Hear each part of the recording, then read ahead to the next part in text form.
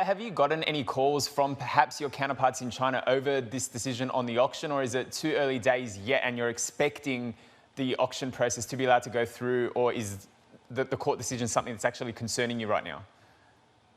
Well, we have a very strong rule of law, and we think that what's paramount here, and every international investor here and their governments understand very well, that is the respect for institutions and the independence that they have.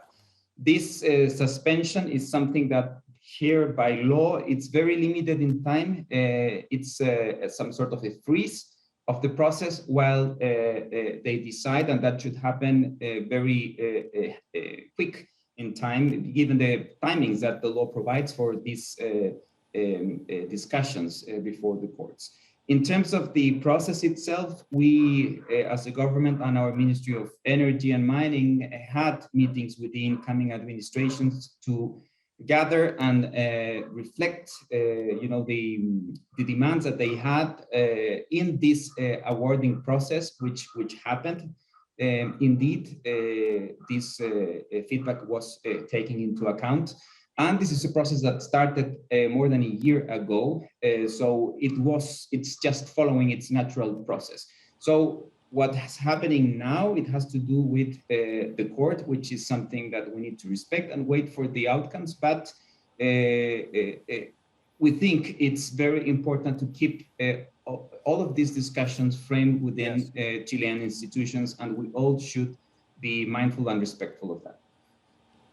Minister, can we move on to vaccination rates in your country? Where does Chile stand? Is Omicron a challenge? And what experience has Chile had with the vaccines? Because your country has deployed a combination of Sinovac, Pfizer and AstraZeneca. We've had a very successful experience with vaccines so far.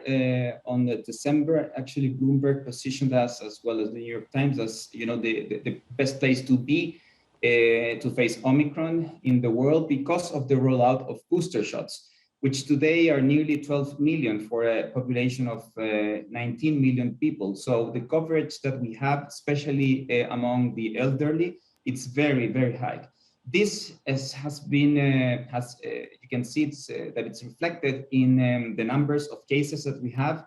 Like the rest of the world, there is, I would say, a very important increase in cases in Chile, which today hit nearly to 9,500 cases. But the use of ICU or the ICU admissions are very steady on including downward trend over the past few weeks. So if that remains, it's because the effect of the vaccines, of the boosters rollout, which will be continued by the application of a fourth shot, which started already in January 10th for the people with immunity problems, but also will start in February for the population of 15 and above years.